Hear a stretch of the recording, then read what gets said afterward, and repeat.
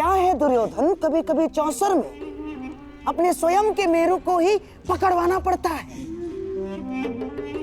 सभा में मैंने जो कुछ भी कहा वो मेरे शब्द थे और उनके अर्थ कुछ और थे।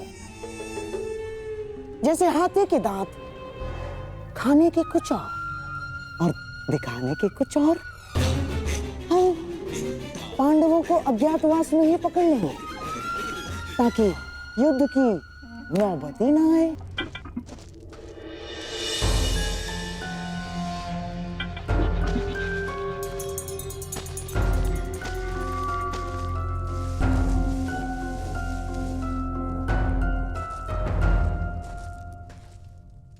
आर्य, ये सब कहाँ जाने का प्रबंध हो रहा है?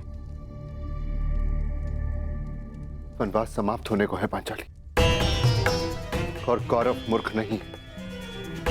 वो प्रत्येक क्षण हम सब पर दृष्टि रखे हुए हैं। वो पूरा प्रयास करेंगे कि अज्ञातवास प्रारंभ होते ही वो हम सबको पकड़ सके, परंतु हमें उन्हें ऐसा कोई अवसर नहीं देना है पांचाली।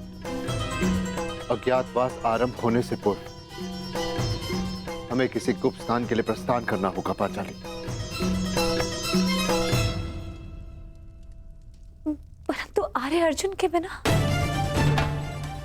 वो वहां अपने लिए नहीं, हम सबके लिए दिव्य अस्त्र प्राप्त करने गए।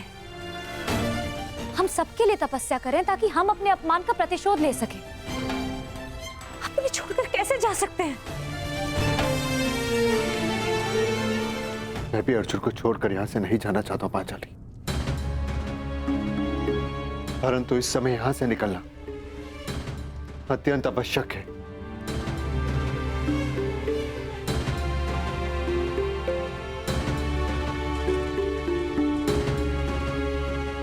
यदि ऐसा है तो आप जा सकते हैं।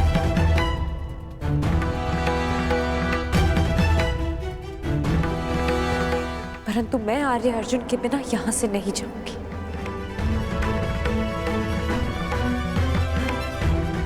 भले ही मुझे 12 वर्ष का वनवास पुनः क्यों ना काटना पड़े। मैं तुम्हारी भावनाओं को समझ सकता हूं पांचाली, परंतु प्रश्न ये है कि इस समय अर्जुन है कहां?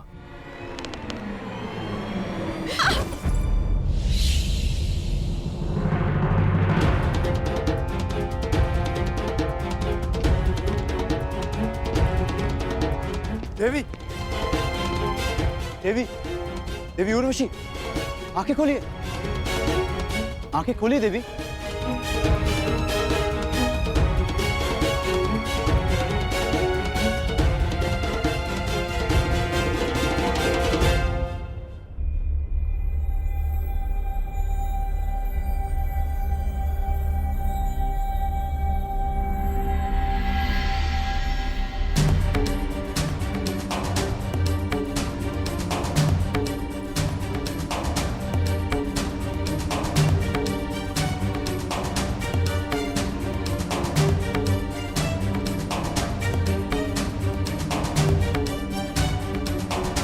देवी,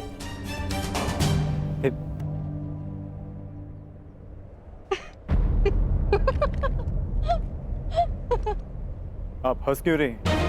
एक ब्रह्मचारी का ब्रह्मचर्य टूटते देखा तो अपना हाथ से रोक ही नहीं पाए। बस एक स्त्री को छूकर तुम्हारा ब्रह्मचर्य व्रत तो टूट गया वीर। अब तो मेरा हृदय मत तोड़ो, मुझे प्रेम दान दो। असंभव। रुको अर्जुन,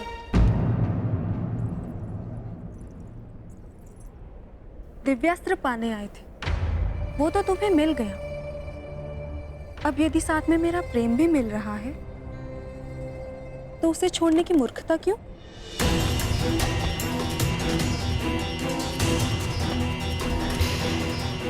मुझे पाने के लिए बड़े बड़े महर्षियों ने अपना तप छोड़ा है और तुम मुझे छोड़ रहे हो? कदाचित मैं उन महर्षियों जैसे सौभाग्यशाली नहीं हूं देवी।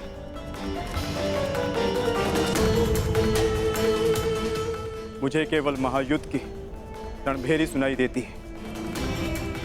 अपने बाणों से शैया पर लेटे शत्रु के शव दिखाई देते हैं। सावधान अर्जुन, तुमने स्वर्ग की सबसे सुंदर अप्सरा की कामना पूर्ति करना अस्वीकार किया है। मैं तुम्हें श्राप देती हूँ अर्जुन कि तुम इसी क्षण जीवन भर के लिए नपुंसक हो जाओगे।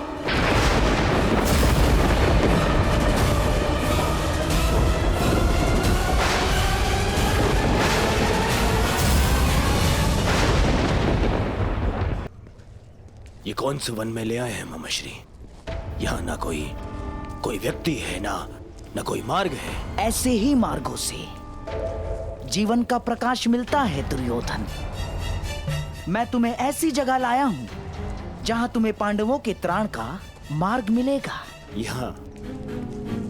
यहाँ वन में कहाँ त्राण मिलेगा मामाश्री? बोलते बहुत हो दुर्योधन, शांत रहो और देखते जाओ। चलिए आओ।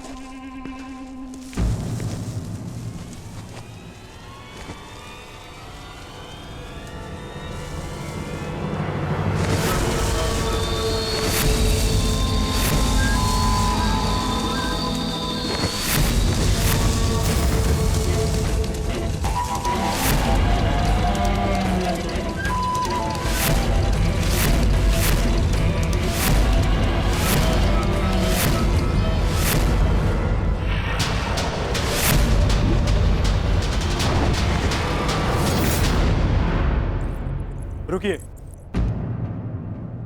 शाप देने से पूर्व आपने मेरे अस्वीकार करने का कारण नहीं जाना, परंतु मैं आपको बताना चाहूंगा। वर्षों पूर्व मेरे पूर्वज श्री पुरुरव से आप विवाह कर चुकी हैं। इस नाते आप मेरी माता समान हैं।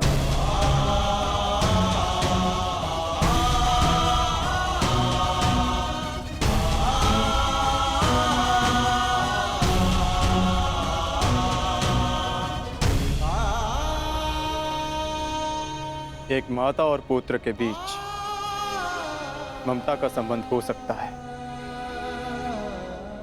वासना का नहीं। फिर भी आप मेरी माता समान हैं। यदि आपने शाप दिया तो मैं प्रसाद समझकर स्वीकार करता हूं।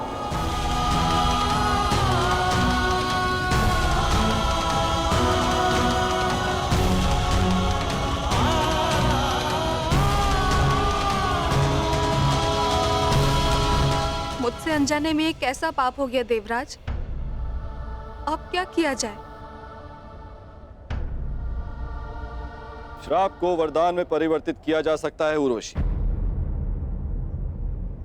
मेरी इच्छा है कि तुम इस श्राप को वरदान में परिवर्तित करो।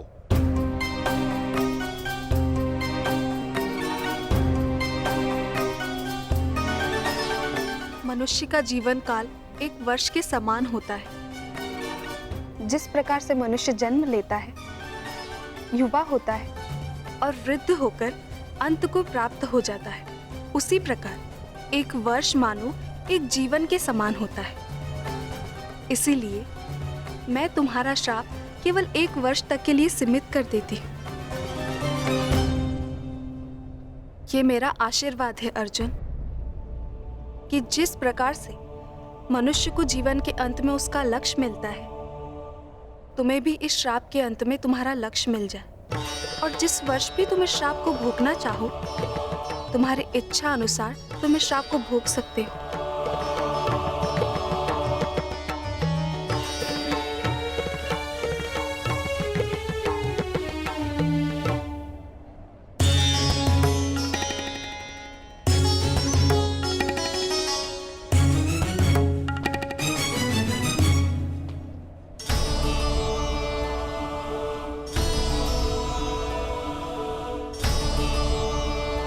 विजयी भाव।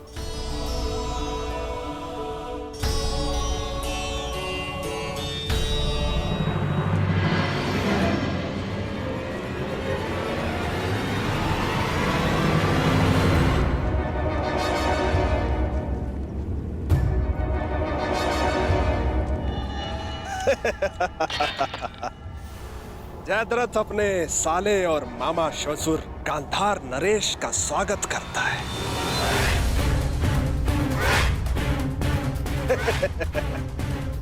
अरे जीजा जी आप यहाँ? हाँ साले श्री, मैं बिना सूचना दिए अवश्य आए हैं जामाता श्री, परंतु बिना कारण के नहीं ना, क्योंकि इस समय मेरे दुर्योधन को आपके अर्थात उसके बहनोई से तुरंत सहायता की आवश्यकता है। ऐसी क्या सहायता की आवश्यकता पड़ेगी मामा श्री? आवश्यकता है जामाता श्री, क्योंकि मेरे दुर्योधन के जीवन में सबसे बड़ा भय है पांडव, और उसका त्राण यही है कि वो सदा वन में रहे और कभी मेरे दुर्योधन को ललकारने ना आ सके। तो मैं इसमें क्या सहायता कर सकता हूँ? आप ही सहायता कर सकते हैं जामाता श्री, और कौन कर सकता है? पांडवों को अज्ञातवास में पकड़ना है। अब हमसे तो वो सावधान रहेंगे, परंतु ये सोच भी नहीं सकते कि उनको पकड़वाने का काम हम आपसे करवा रहे हैं। मेरे पास एक योजना है जिसमें मैं और तुम, हम दोनों पांडवों के समक्ष रहेंगे, उनके सामने रहेंगे, और वो लोग हमारी दृष्टि से बचने के प्रयास में आपकी ओर से असावधान रहेंगे, और ऐसे में आप पांडवों की दुर्बलता पर प्रहार करोगे, उस सूत्र पर जिसने उन्हें एक किया है।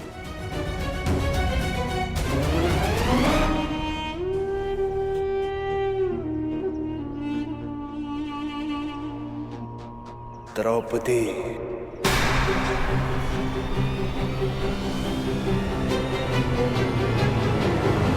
देखा, बुद्धिमान पुरुषों से वार्तालाप करना कितना सरल होता है। और भी कोई बाधा है मेरे मार्ग में? हाँ हाँ हाँ, बाधा है, परंतु हम उसे हस्तिनापुर छोड़ाए।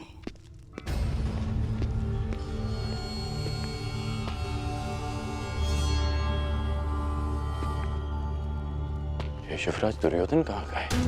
उनसे युद्ध के प्रबंध के लिए बाकी राजाओं को निमंत्रण देने के लिए आज्ञा पत्र लेना था। कहाँ गए वो?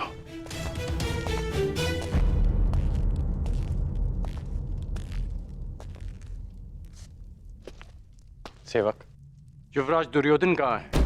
युवराज अभी सो रहे हैं। अभी तक सो रहे हैं? अंगराज रुकिए, अंगराज! आपको भीतर जाने की आज्ञा नहीं है। और मुझे रोकने का सामर्थ्य तुम सब में नहीं है। अंगराज मेरी बात सुनिए, अंगराज, अंगराज मेरी बात सुनिए, अंगराज।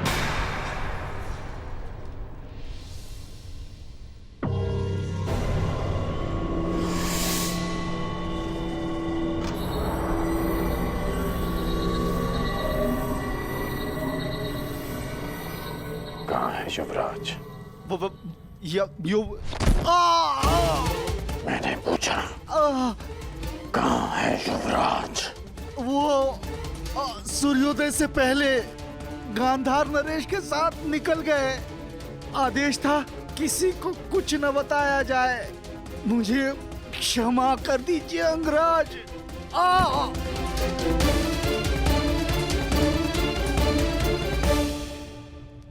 आज पांडवों का वनवास पूर्ण होने जा रहा है। अज्ञातवास की पूर्व संध्या पर युवराज कहाँ जा सकते हैं?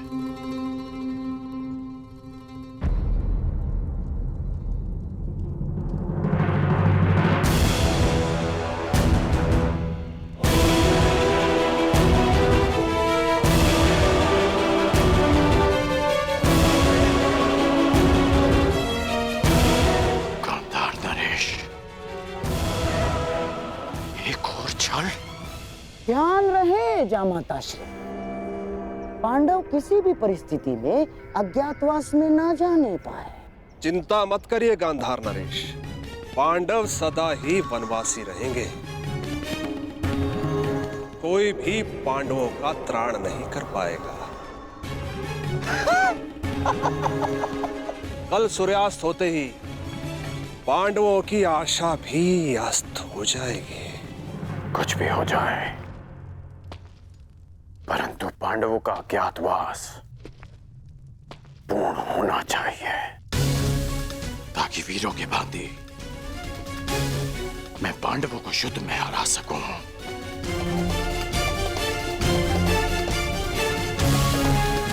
ताकि द्यूत सभा का कलंक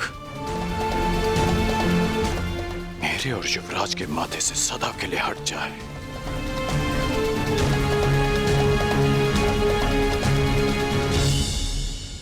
कल सूर्यास्त से पूर्व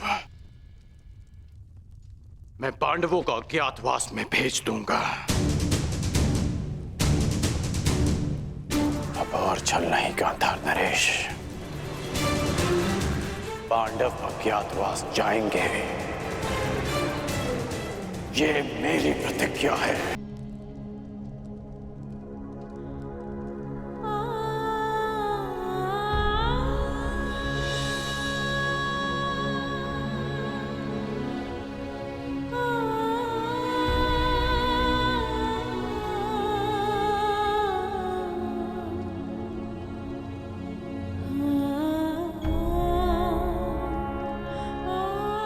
हे प्रभु,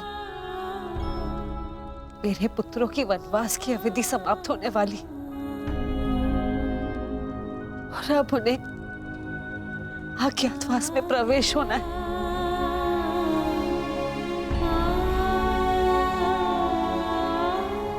दुर्योधन अवश्य कोई बाधा उत्पन्न करने का प्रयत्न करेगा। मेरे पुत्रों की रक्षा करना प्रभु।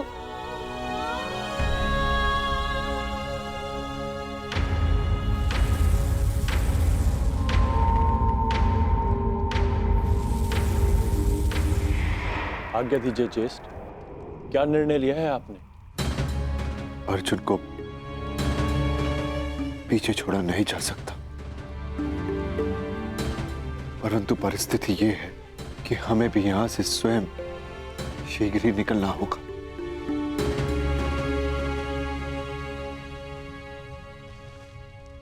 पांचाली, अज्ञातवास प्रारंभ होने में बस कुछ ही प्रहर शेष है। हमें यहां से प्रस्थान करना होगा, क्योंकि दुर्योधन हर संभव प्रयास करेगा कि अज्ञातवास में प्रवेश करते ही वो हमें पकड़ ले, और इसका परिणाम पुनः 12 वर्ष का वनवास। समझने का प्रयास करो पांचाली।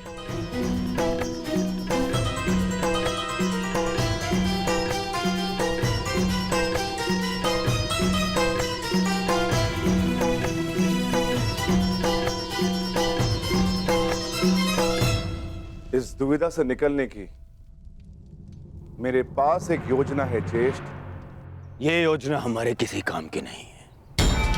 प्रॉपर्टी के अपहरण से हमें क्या लाभ? हमारी योजना तो उन पांडवों को वनवास भेजना है। उस द्रौपदी का रण नहीं। हाँ, स्पष्ट कर दीजिए गांधार नरेश। कहीं द्यूत क्रीड़ा में जो द्रौपदी के साथ नहीं हुआ, कहीं वही करने का विचार तो नहीं है मामा श्री? नहीं जामाता श्री, आपको केवल उस द्रौपदी का अपहरण करके यहाँ इस वन में इस स्थान तक लाना होगा। बस उसके पश्चात वो पांडव उसकी सुरक्षा करने के लिए यहाँ आएंगे। फिर हम उनसे प्रार्थना करेंगे, याचना करेंगे कि हे धर्मराज, हमें क्षमा कर दे। हमें क्षमा कर दीजिए धर्मराज, हमसे बहुत बड़ी भूल हो गई। हमसे बहुत बड़ी भूल हो गई ना, हमें ऐसा नहीं करना चाहिए था। अब आप इस द्रौपदी को मान से, सम्मान से यहाँ से ले जाएं और पुनः 12 वर्ष के वनवास का आनंद उठाइए।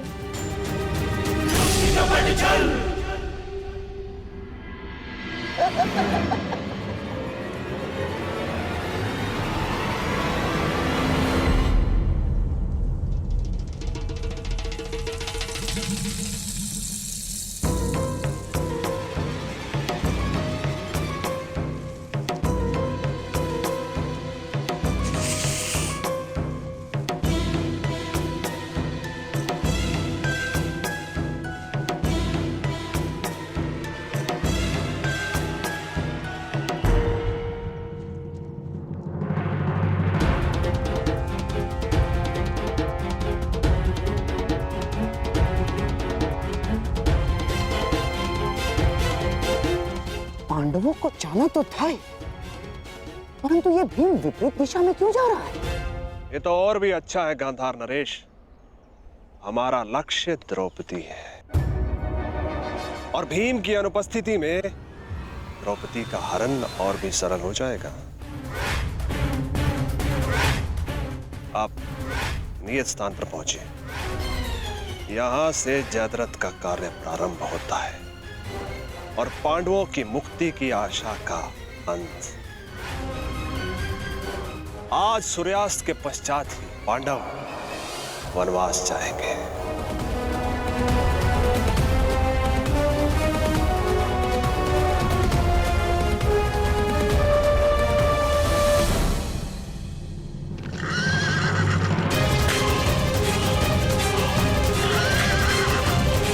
अब जो होगा बल से होगा, छल से नहीं।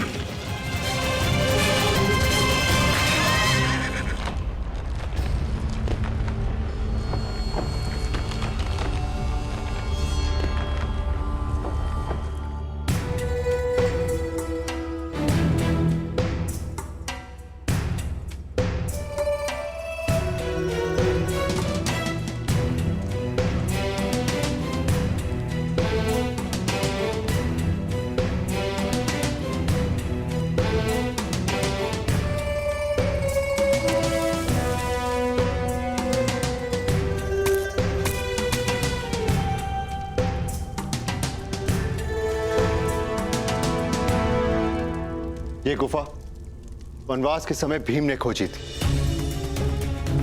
ये गुफा गुप्त है, यहां पर कौरव कभी नहीं पहुंच पाएंगे। जब तक भीम और अर्जुन नहीं आ जाते, हम सबको इसी गुफा में यहीं पर रहना है।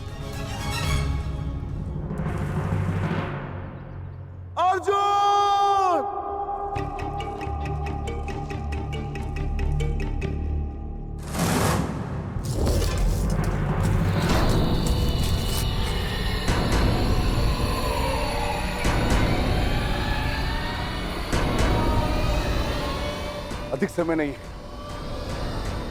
सूर्यास्त होने वाला है। नकुल, सहदेव, तुम दोनों पांचाली की सुरक्षा करना, जब तक मैं भोजन का कुछ प्रबंध करके आता।